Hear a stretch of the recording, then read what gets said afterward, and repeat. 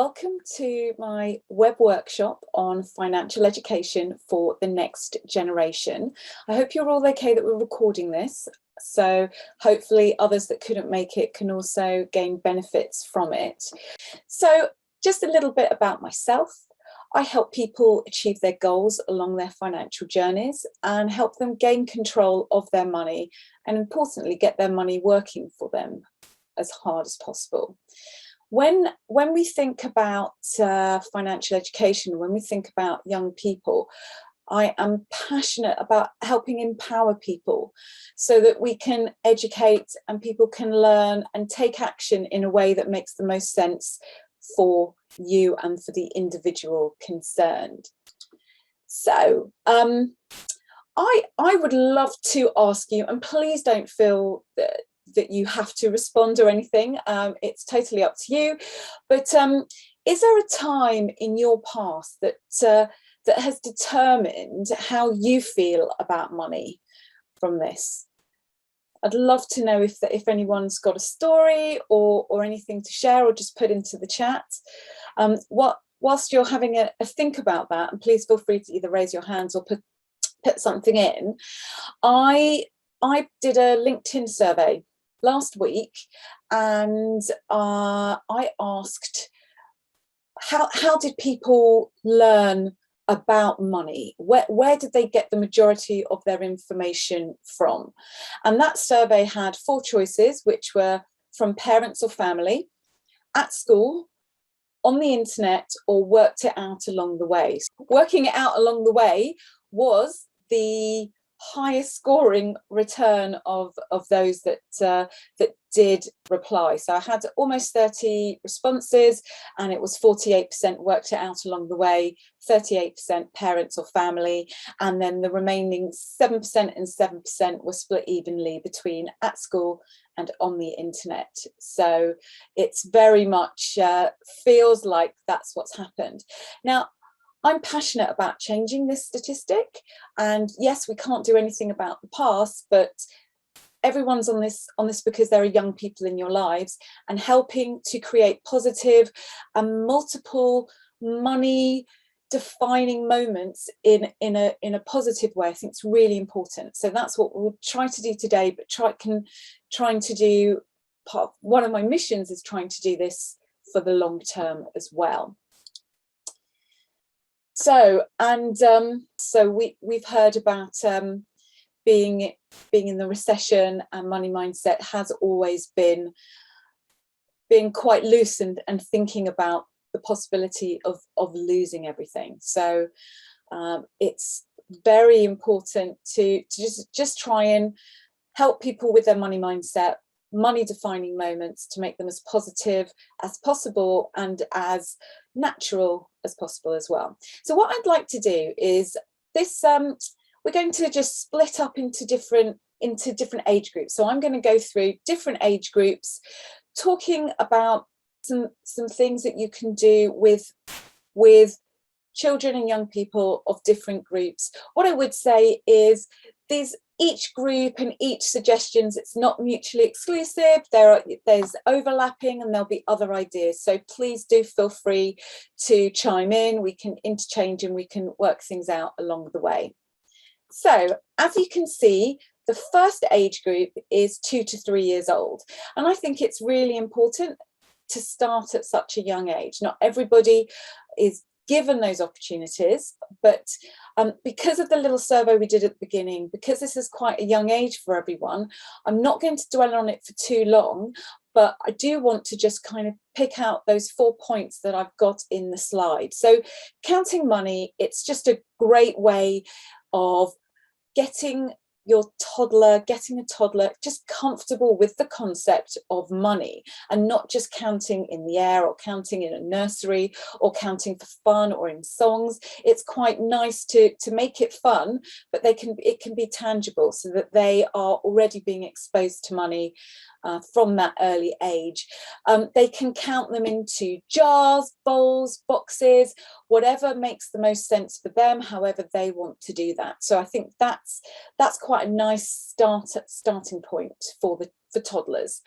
Sorting money, you can do that also, just different coin shapes or coin colours, copper versus silver, and different types of coins, helping them distinguish. This is all just, again, creating positive association with money and comfort with it as well. Always love setting up pretend shops, and you can have a store cupboard. Doesn't matter if they're only using pennies or if they're using all different ones, as long as, you know, if they can count out 3 coins, buys them whatever it is. You can raid your kitchen cupboards, you can raid the toy shelves, whatever really helps. So if you've got a bulging wallet at home, so what I've always done is any coppers and any small change from my wallet, because I just can't carry it around, and actually I don't carry cash around with me at all really now. So whenever I do get change, or whenever some money does come my way, we have a coin cup at home, and that can be a really valuable exercise to play with, but also can help with, your child can have a piggy bank or even a jar or something, just a way of saving, so that they can have that money box, and they can already start accumulating coins from an earlier age. One thing I do want to say is that all of these ideas deal with coins. Definitely worth making sure that they wash their hands after handling the coins, and some of you may prefer, particularly since COVID, may prefer to even just clean the coins before playing. That's obviously up to you. Does anyone have any other ideas for this age group before I move on, or anything that you've done in the past with your toddlers that would help anyone watching this in the future? And that's fine, all good. So next, let's move to 4 to 6 year olds. It's actually probably very similar concepts, to be honest, but you can just make them a little bit more dynamic and complicated. So you can give them very specific coins. It could be 1p, 2p and 5p, or whatever you've got hanging around, and they can really sort them, and even start to count kind of like the 5p's and 10p's and everything. So sorting that money, just helping them see that the differences do count, and at that age you can do that. I love the idea is, if you do go shopping, and I know a lot of us do online shopping, but if you do go into any shops, which I'm sure we all do at some point, bringing your child with you, helping them read the price tag on the shelves so that they understand, even if it's just that everything has a value and they're all different. So I think that's really important. So to anyone that's just joined, we're looking at 4 to 6 year olds. We've had a look at 2 to 3 year olds as well. We are recording.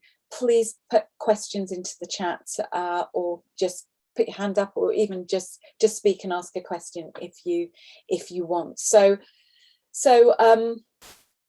And thank you very much. So got a suggestion here. Orchard Games have some lovely games that involve money, in particular money tokens. They had to add up the prices of the different foods and drinks to work out if they had enough to pay for them.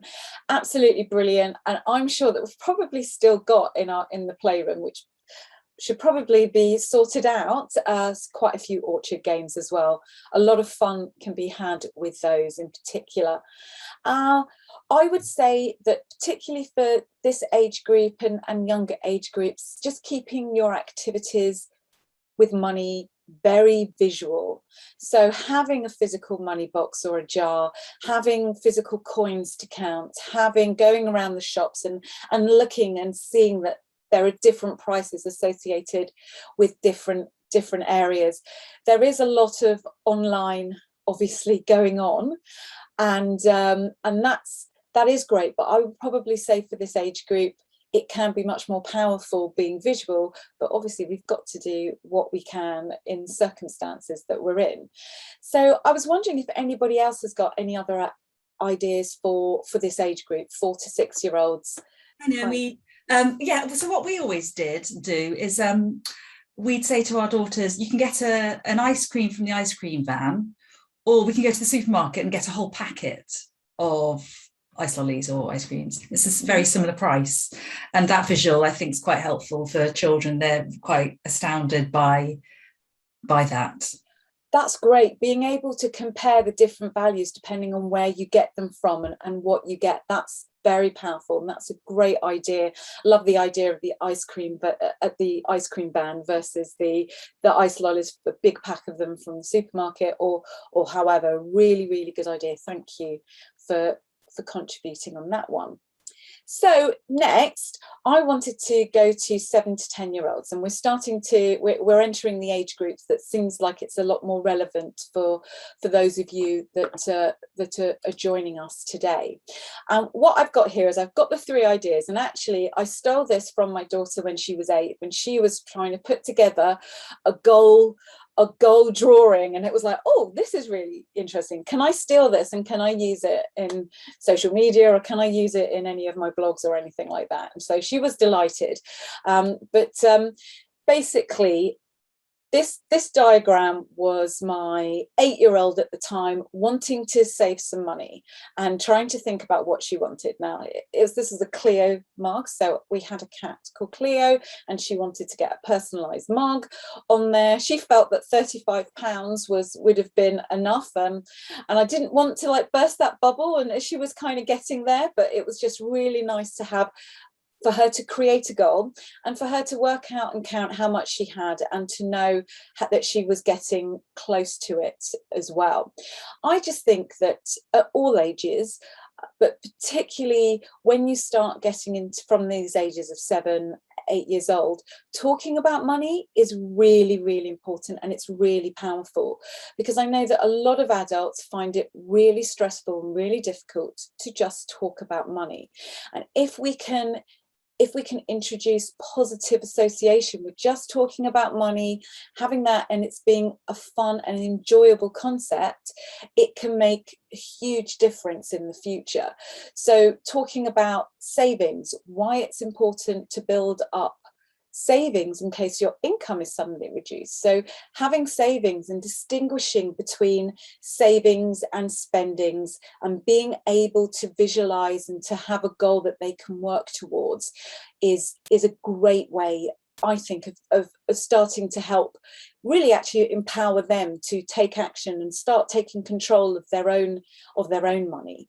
So I would say, if you haven't already opened a savings account for your child by this age, it's a really good opportunity. And I remember taking all 3 of our children into Metro Bank at the same time. Actually, I probably wouldn't recommend that to anybody else, because I think we were there for about 2 hours, getting all 3 of them opening up their savings account. As you can imagine, at the time, it wasn't brilliant, but Metro Bank had lollipops and all different things, so they were occupied somewhat. But having that savings account, seeing it physically, going in there, seeing that if they've got any savings that they've saved in their piggy banks, in pocket money or anything like that, they can take it in and they can open account and they can pay it in. So I think that's really good, and then they can have a tangible goal for saving. One thing I do want to say, if you've got a savings account, and people's opinions are split on this, but I am very much, I try to have paper free. I try to be responsible to the environment and explain that to my children. But I have found that physical posted bank statements can be really powerful. Having your young person getting a bank statement, being able to see what it is, seeing all the concepts. They may not understand some of it, like interest, but actually getting a physical bank statement addressed to them in the post as well can be really powerful for them. So obviously it's up to you and what you want to do, but I do recommend that, or having something visual. And if you don't, you can get it up on an iPad or on a screen and try and go through it with them. Just depends what you prefer. So what I would say is, if they're saving towards a goal, if they've saved that money, again, I'd use that as an opportunity to double check with them, to talk about it, to make sure they're happy with their decision, and that it's okay to change their mind. It's okay to have another goal, but just to kind of go through and celebrate with them, actually, that they've worked really hard to get there and to achieve that. And again, that they can spend money. And actually, it's something really important that I think that a lot of parents or a lot of guardians, carers, don't quite realize that actually children, their money mindsets can be split. And so it'll be really interesting if you want to go home, or if you want to have a think about your children, which category do they fall into? Do they fall into the category of just can't spend money?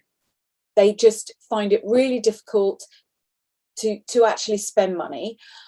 Or on the other end of the spectrum, everything that comes in, everything that's in their piggy bank, they get a pound, it's like, right, what can I spend it on? And they just want to spend it immediately, and they struggle to save over the long term. Be really interesting to see, or if there is a balance in the middle, because I think that either of those, it's lovely to have a child that doesn't want to spend money, but actually that could also be a negative mindset about them, for them, that actually spending money isn't a bad thing, and being able to have a goal, learning how to spend in a responsible way and building healthy spending habits, I think is really important. So creating that goal is very helpful with it. It's interesting that of my 3 children, I've got one who just spends the money as soon as it enters his bank account. I've got one that just, I can't get her to spend money. It's really difficult, so you have to work on that. And then I've got another one, and she's actually quite nicely balanced. So we'll go on to some more ideas in the future. And for this age as well, there are lots of apps, and there are lots of financial education tools around that may help them as well. So I just want to put a suggestion in for Go Henry. You can have a Go Henry card from the age of 6, and that can really help you with spending habits and saving and creating goals, because you can do all of that there. It does cost to have the card each month, so it's an expense, but so everybody has a different opinion on that, but I did just want to mention that. And yes, so we've got youngest is very logical, spending, doesn't like to waste it. Oldest, really impulsive, wants to blow all the savings that she has, and just currently wants to spend over £100 on tools and material for a school project. Well, obviously all the other kids are definitely using recyclable materials from home. I really feel for you on this one, because I've experienced very, very similar areas on that, and it's just useful about talking them through it, and just trying to help them, and maybe look at a goal and find an in-between for them. Does anyone have any other ideas of things for 7 to 10-year-olds that can help empower them and to learn about money and spending? Okay, let's go on to the next one. So this also feels like there are a lot of you that have people in this. Oh, sorry, we've got someone else, spends everything that he can, but very keen to save for something bigger from his bank account. So that's great. So he's already got a bank account, which is super, and he's already kind of distinguishing a little bit between spending and saving, which is excellent. And I think really is a brilliant segue into this next slide. So thank you very much. 11 to 13-year-olds. At this point, I think it's really important, really valuable, really powerful to help your young person distinguish between the spend, save concept. Just want to say that this isn't, these age groups that I'm identifying doesn't mean that, right, you can't do this at a younger age, or you have to do it at this age and can't wait till later, because everyone's different. So I'm just trying to kind of put these into suitable buckets, but you can absolutely, obviously, pick up ideas from all across the spectrum. They're all interchangeable. That spend save concept is really powerful. It's the start of learning how to budget, and a lot of adults, most adults probably don't know or are very stressed by the concept of budgeting. So if the children are receiving pocket money on a regular basis, or maybe a monthly allowance, or if they're earning rewards for doing certain chores, whether it's around the house or whether it's in their own rooms, homework or whatever. And of course, everyone will have different opinions about this. Having a target of, if you're getting pocket money, I'm going to use the amount £10. I know that's a lot of money, but just because it's easier to split up. If they're getting £10, let's say it's £10 a month or whatever it is, if they're getting that £10, is to think of that as like, right, how much are you going to spend and how much are you going to save? I've always used the 50-50 rule with my children because it's easy and they can learn it from a young age. They're probably more comfortable at it even from a younger age than 11 to 13. But if they were getting £10 pocket money or a birthday gift or something, we've always had a 50-50 rule, which is, right, of that £10, I'm going to spend £5. They don't always have to, but they will, particularly for an 11-year-old, they've got, they can have bank accounts, and they've also got savings account. Is actually what I've done. If there's nothing that they're looking to spend on, if there's nothing that they've been keen to get, is put the £5 in the current account and £5 in the savings account. And it's a really nice way of building this healthy relationship with money, building habits as well, that actually money that comes in, it can have lots of different purposes. You don't have to spend everything that comes in, that there is that. So we've always had that rule. And actually I introduced a bit more of a complicated rule with my children, was that, again, anytime they went to spend some money, so if they were going to buy something for £10, they needed to have £20 available to spend, and for every £10 that they spent, they would then put £10 into their savings account. So that would really be if it's something in particular that they've got money in their account. And so you can kind of choose which one to do, or have a hybrid system, not making it too complicated. But even now, even though this is something we've done for years and years, my kids just automatically, if like a family member comes over and gives them a £10 note each, it's all like, right, Mum, can you put £5 in my savings account and £5 in my current account? And that's quite powerful. It's the start of budgeting, and it's a really good way to help them. So, as I've mentioned, from the age of 11, a child can have a current account, and this has been a really powerful learning tool for my children. So at the age of 11, what you could do is you could research different savings and current accounts together. You can discuss comparison. How would you compare the different products? And you can introduce the concept of interest at that point, and you can really kind of work with them on, and they're totally empowered and they're involved in this decision. So you can really go through, you could create a little table, you could do that with them. And I've found that that's been really, really powerful. And then you can go into the account and get a debit card with it. So all of that kind of ties into points 2 to 4, where you're doing the research together. They feel like they've got responsibility. So they are part of that process, and they've got a debit card as well. Now, everyone is different. Some parents will just not want to let a debit card go anywhere near their child, and others may feel fine, or you may want to introduce the concept over time. So I've always, for a couple of my kids, I've got my copy of the debit card, or I keep it with me.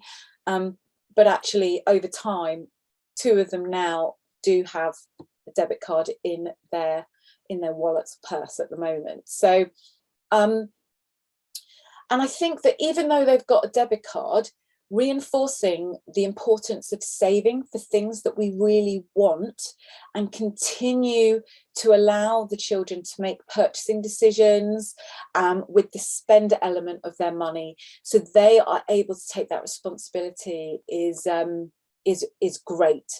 So what I just wanted to do is to just go through some of the bank accounts that I've heard of, and I'd love to know if any of you have discovered any good bank accounts as well. So I've used GoHenry for our youngest. And I found it a really, really good way to keep control. She's 10 currently. She's had her Go Henry for a couple of years as well. It does cost money, but the app is interactive. It's a very good tool. You can go, they've got their financial education, like modules and everything in a fun way. They can save, they can contribute to charity, they can have goals. They are in control, but you are also as well. And I actually use that to give her pocket money and to earn extra rewards. And she can see it on the app, on her version of the app as well. So I found that really valuable. I have heard really good things about Revolut as well, and they have junior accounts. And also we've used Metro Bank with our children for a while, and I like the physical aspect of having a branch to go into. Metro Bank have the magic money machine, so from a young age, just taking their piggy banks and a bag of coins and putting it in and counting the money. It's just a really great and powerful way from really young as well, just to see it, just to be in the bank and to associate different places with money. It's just really valuable. Does anyone else have any recommendations? And actually, just whilst waiting, if anyone's got any good bank accounts or apps, that would be super. So what we've got here, a book I read recommended being clear on what parents will provide and what children are allowed to spend their money on, with as much autonomy as you can allow. So, for example, agreement might be that parents provide clothes, after school activities and so on, while children might be allowed to decide if they want to spend on sweets, obviously with a limit. I totally agree with you on that. Video games, football stickers, toys, and so on. And that's absolutely right. Having that distinction, I think, is really important. So there's that spend, save, and just making sure that the children know. So we always have a conversation if there's something they want to buy, and if they're not sure, and they say, is this something that I should be buying myself, or is it included in the, clothing aspect, or is it like you don't need those clothes? If you want them, you can buy them yourself. So a really an excellent one is giving a child a budget to spend if they're somewhere. So £10 budget to spend each day at a music festival. That's really, really powerful. And that is a great way of her learning through actually doing. So there'll probably be some days that she exactly, she spent, there was one when she spent it all in the morning. She learned that's it, nothing else that you can do for the rest of the day. It's not bad if your young person makes a wrong decision. That's not bad. It's good to kind of go through with them and make sure if they're going to spend, £30 on something they've been saving up for ages, and you're just like, oh my God, they're going to play with this for one day. It's a video game or whatever, and then it's never going to be seen again. You can kind of talk to them about it, but actually giving them the responsibility, they can be accountable for their own actions. So buyer's remorse is absolutely it. Letting them spend money, waste money, make bad money decisions in a controlled environment and in a safe way is a great way for them to learn a lesson, rather than in the future if they're making a larger purchase or something when it's the consequences are much more severe, versus right, well, you now have got to, if you actually shouldn't have bought that, you can now save up the pocket money. I'm going to feed you and clothe you, and you're still going to get your birthday presents. You're not going to be, without a home or anything like that. So, but researching everything together, talking to your child about it, I think that's just so important at every single age. And one thing I do want to say is, through all of this, it will hopefully kind of help us as well. So researching bank accounts, talking about money. As adults, we do not talk about money enough. It's like a taboo subject. A lot of people feel very stressed and anxious when talking about money.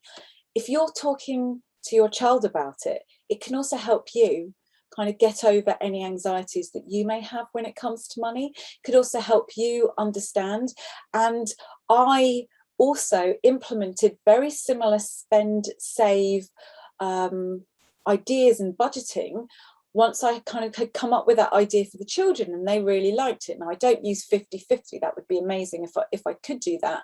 But you can always do, for us adults, if your child is doing 50-50, you can even say, well, I'm going to do a 10%. So anything that I do spend on a luxury, we're not talking about the food shop or petrol or anything like that, but if I do spend something on a luxury or something that's a bit of a treat for me, I'm going to put 10% into my savings account.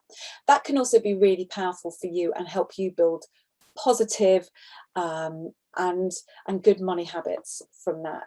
So I think it's really important that we use this for ourselves and to kind of help the family as we go along. So we're heading into the teens years, which is got a lot going on once they enter this age group. But I think there's just great talking about money.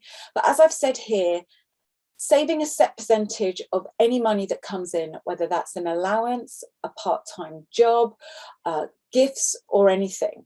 At this point, it may be that 50-50 isn't appropriate, or you can still keep to that, but they can also see they're moving towards your own target. So if the younger children are 50-50, if you as an adult are 90-10 in terms of if you spend money, you're going to save 10%, maybe they could be somewhere in the middle. And again, you can work out what makes most sense. So anything that comes out their current account, it basically comes straight out. So if someone's going to be getting, if they've got a part-time job, if they're getting, a payment going in, you can even organise with them a direct debit. And once they reach the age of 16, they will be able to log on to the account themselves. They will, depending on the bank and depending on everything, they should be able to get online access. So I would really recommend going with them into the bank and doing that and helping them do that and showing them how you can set up a standing order, or just moving a certain amount of money out of their account into their savings accounts each month. It's building those habits in a really positive way.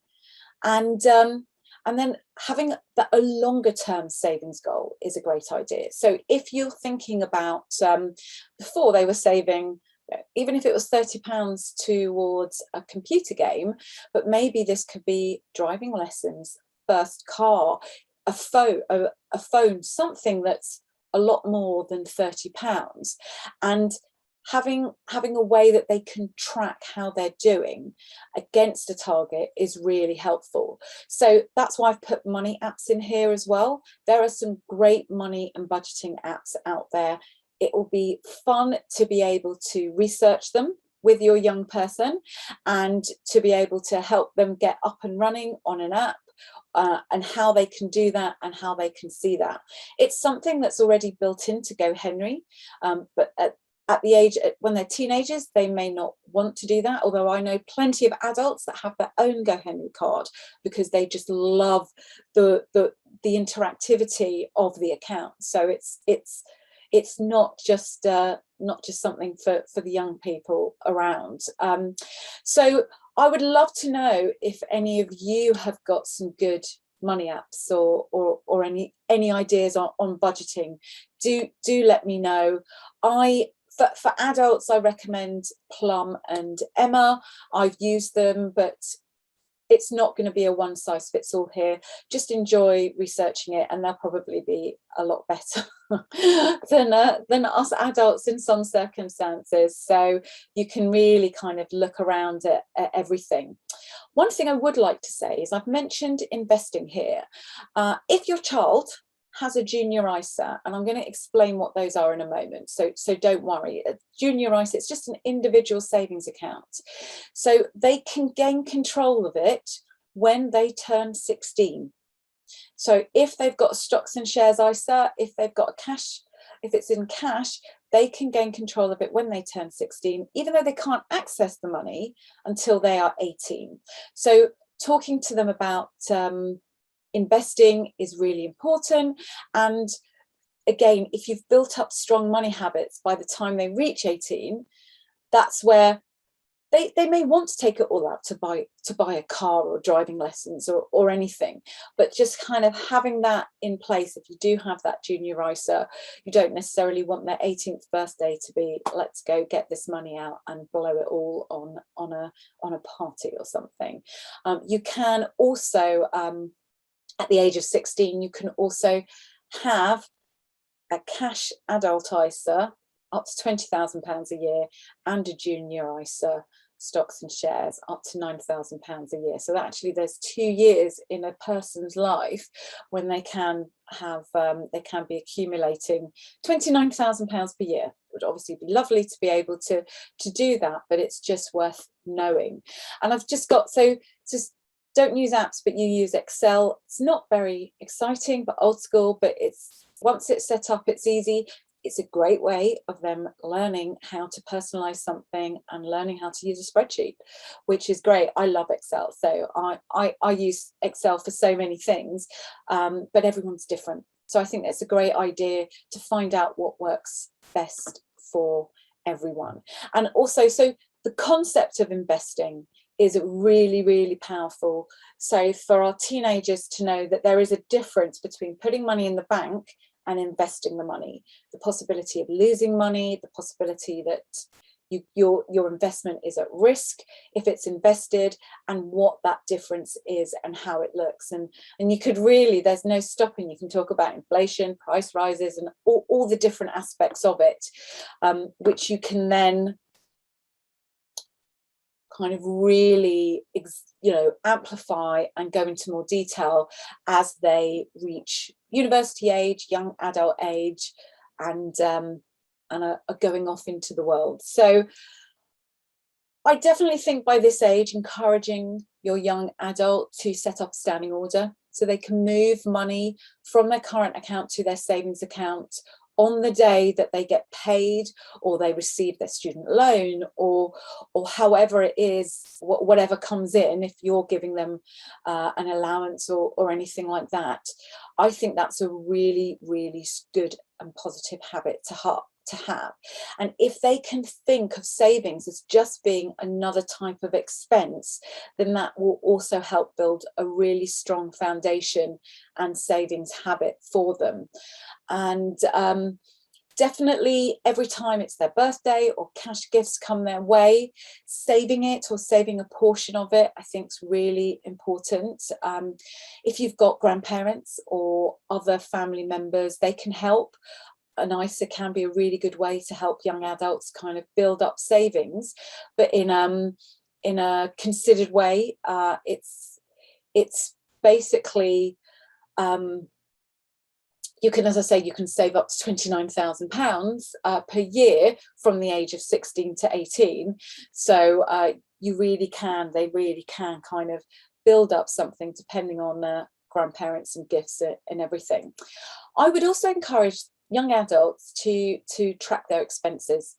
Use an app, or even look into Roundup apps and accounts. So adult bank accounts, so I know Starling have spaces, and you have the ability to round up for them. You can save and invest using Moneybox or Plum.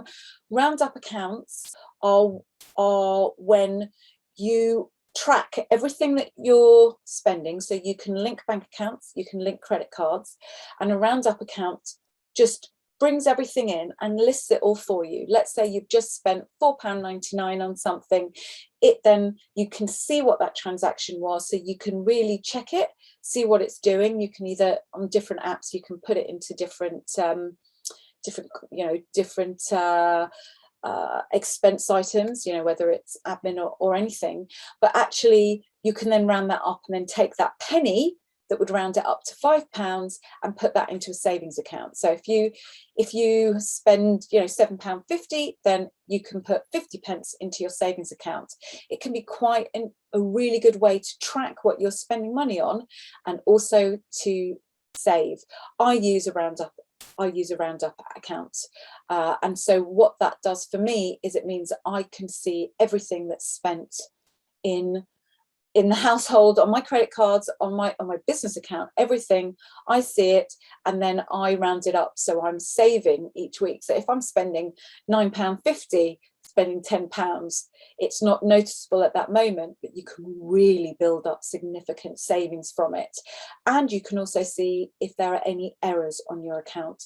If you've been double charged for something, or that subscription that was only supposed to be a free trial has suddenly just carried on and you're still paying that money. So it can really help you keep track of it. And it's really good to teach your children from young adult, from teenagers, to check everything that's going on in their bank accounts. So I would just say, whatever money activities you choose to enjoy with your child, just be open about money, talking about finances, helping them to understand and be comfortable around the topic. It'll be incredibly value experience for all of you as well, and hopefully should kind of help that, and have a think about the money personality that your children are, you know, whether they've got that healthy balance between spend and save or not. So helping to empower them to have a good balance, but in a way that works for them. So what I just wanted to do now was really just kind of explain some of the ways that you can invest for your children. So a junior ISA, it is an individual savings account. You can open one for anyone that's under the age of 18, and you can start from birth. The maximum you are allowed is £9,000 per year per child, and all income and capital gains, all growth and income will be free of tax. Once they reach the age of 18, it will automatically convert to an adult ISA. You as a parent will have no control over it from that point onwards. So you have to be, so when you're opening it, you have to, as a parent or guardian, you have to be the one that applies, but anyone can contribute into it as well. So that's also really important. It could be, because I know that grandparents in particular, like may want to pass on anything, but not necessarily just give cash, depending on the money personality of your child.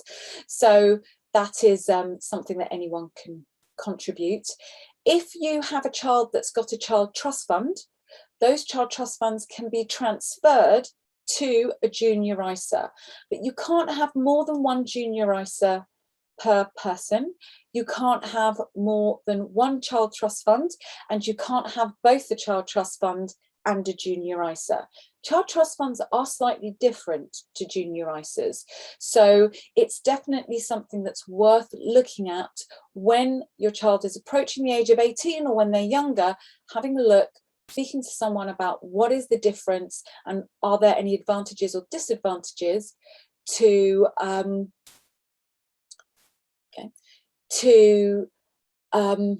having a child trust fund versus a junior ISA.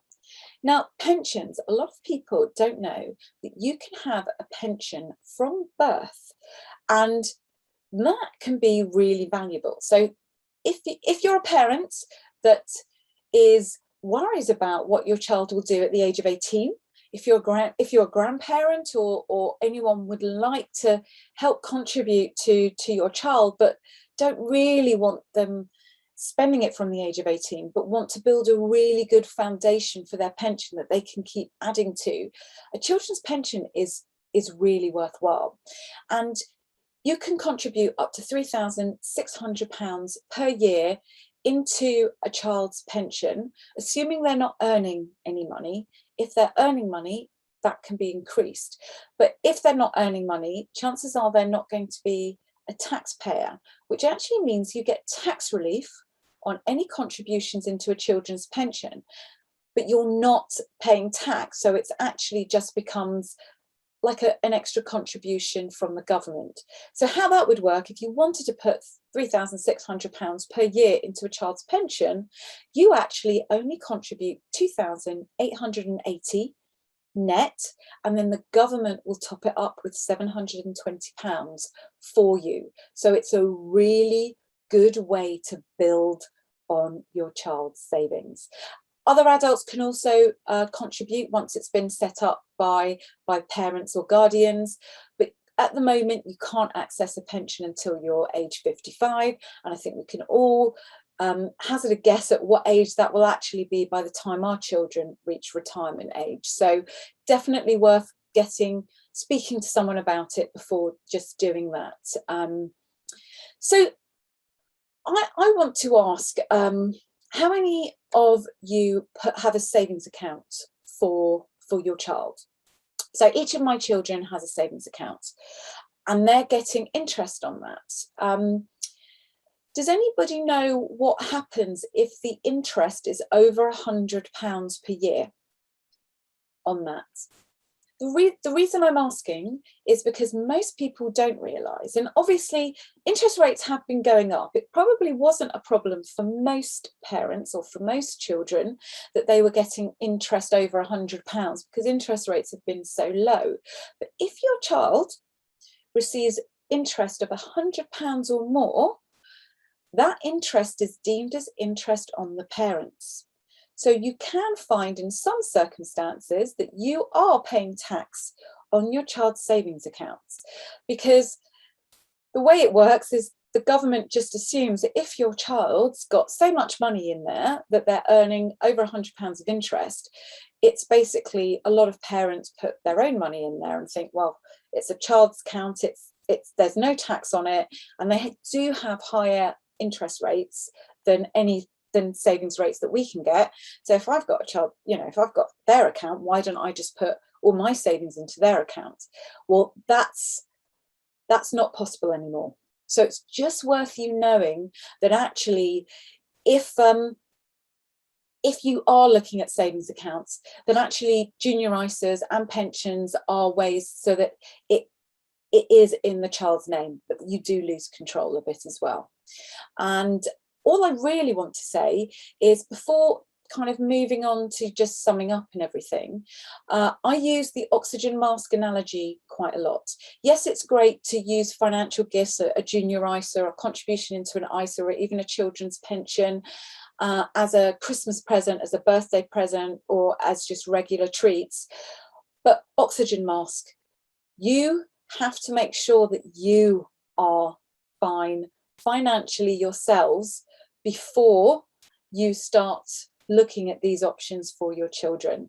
So for some people, that is absolutely fine and they want to give their child a start, but your child's not going to thank you if you run into financial trouble. They may have money in their junior ISA and pension, but you can't access that, and that is their money. So look after yourself, make sure that you are in a really good place when it comes to finances before you're there looking, helping your children. So speak to a professional, speak to someone about it to work out what makes the most sense and how to divide everything up.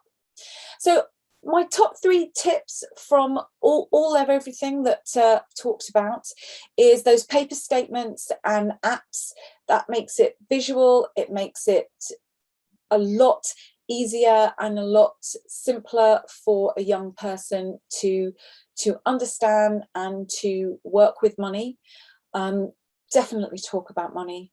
It's so important. We should all do it. We should all make sure we're talking about money. So if you've got young people in your lives, it will help you talk about money and hopefully reduce any stress that money can give you around the topic, and help your young people to make their own decisions and to have their own control of their money. And I think that's just really powerful. So all I wanted to say at the end is I'm going to just put some of the information in the chat for you from here. But I have a monthly newsletter that I send out every month on email, and just put that in there. You can sign up on the link that's in the chat. You can sign up on the link that's also in here. Send it out each month. You can also see previous ones actually on that page as well if you wanted to have a look. Just gives you, I answer money questions, just goes through some hints and tips, and may just give you some ideas about that. So please feel free to sign up. I also will be putting the recording of this on my YouTube channel. I am adding more and more videos all the time, not just copies of webinars, but I've got some short clips about different savings and investments that you can do, about tax, about investments, all going on there. So please feel free to subscribe to it. And if you want to speak to a professional, I will always be delighted to chat to you. As it happens, in the next fortnight, I have 3 slots for financial empowerment calls. These are equivalent to discovery calls. Those are available. Please just get in touch if you would like to grab one of those spots or organise a catch up. Thank you.